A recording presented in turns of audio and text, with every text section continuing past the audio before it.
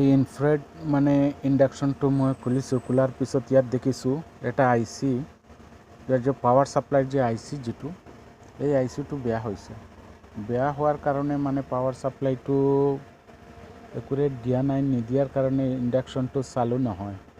এইটো চাওক, এইটোৰ আইচি নম্বৰটো হ'ল CHC7222 और इसका এইটো নম্বৰ হৈছে আপোনাৰ BIP12A।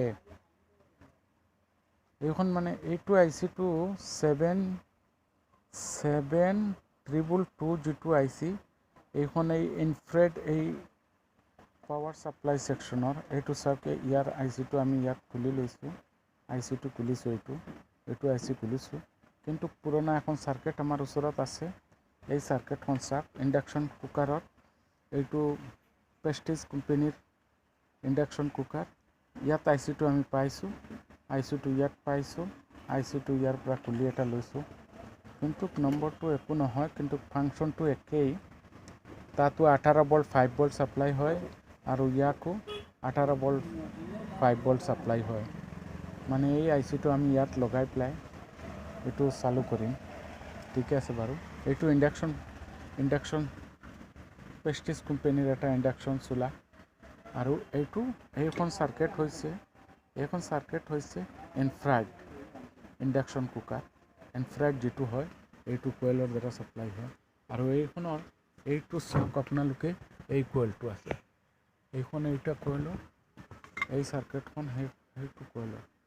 গতিকে এতিয়া আমি এইবিলাক চেক কৰোঁ। ভিডিঅ'টো বনাওঁতে বহুত সময় লাগি যায়, কাম কৰোঁতে লাহে লাহে কাম কৰি থাকোঁ। গতিকে মানে ফাংচনবিলাক মই আগতীয়াকৈ কৈ দিছোঁ আপোনালোকক কৈ দিছোঁ কেনেকুৱা কি হ'ব লাগে। এইটো পাৱাৰ সাপ্লাইটো অন নোহোৱাৰ কাৰণে এই যিটো আমি আইচি খুলিছোঁ, এইটো চাওক, ইয়াত লিখা আছে 12A 12A লিখাও আছে। চাওক, ইয়াত আপোনালোকে ভালদৰে চাওক, সেইটো চাওক আপোনালোকে, য'ত আইচি আছে তাত 12 এনেকুৱা লিখাই আছে। চাওক এইটো চাওক, আইচিৰ এইটো চাওক 12A লিখা আছে।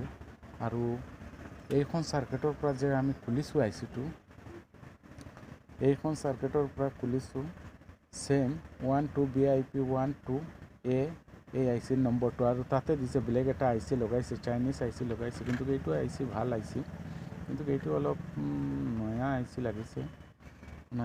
লাগিছে। তথাপিও মানে আমি এইটো লগাই পেলাই চাওঁ, এতিয়া টেষ্ট কৰোঁ।